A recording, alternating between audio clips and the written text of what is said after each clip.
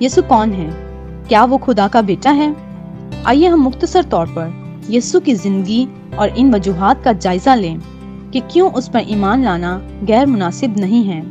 آئیں ہم یہ دیکھنے کے لیے اس کی تاریخ پر غور کریں کہ آیا خدا کے مکاشفہ بائبل میں اس کے بارے میں ثبوت موجود ہے۔ یسوع واضح طور پر اعلان کر رہا ہے کہ وہ خدا ہے۔ اس نے اپنی طرف انسانی رویے کو خدا کی طرف انسانی رویے کے برابر قرار دیا۔ اس نے کہا کہ اس کو جاننا خدا کو جاننا ہے، اس کو دیکھنا خدا کو دیکھنا ہے، اس پر ایمان لانا خدا پر ایمان لانا ہے۔ یسوع کون ہے؟ کیا وہ خدا کا بیٹا ہے؟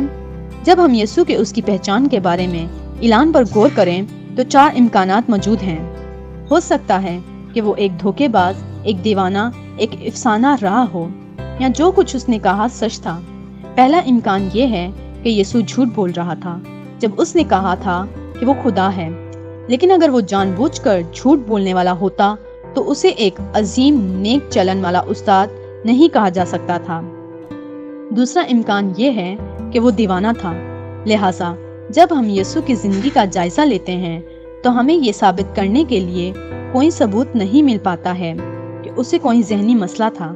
تیسرا امکان یہ ہے کہ یسوع خدا ہے کا نظریہ محض ایک افسانہ ہے، تاہم آثار قدیمہ کے جدید ماہرین کی بہت ساری دریافتوں کے ذریعے یہ افسانوی نظریہ پہلے ہی ختم کر دیا گیا ہے۔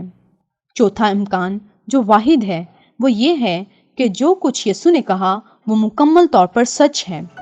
اپنے بارے میں اس کے اعلان کو ثابت کرنے کے لیے ثبوت موجود ہے۔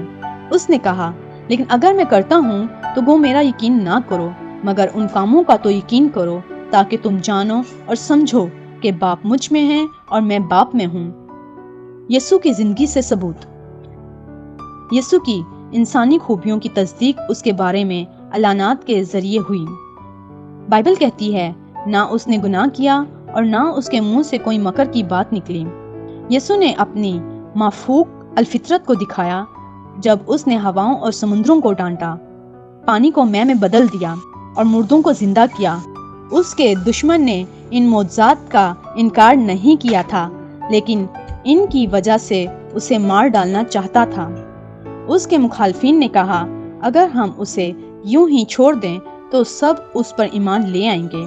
یسوع نے اپنے مردوں میں سے جی اٹھنے کا اعلان کی تصدیق کی۔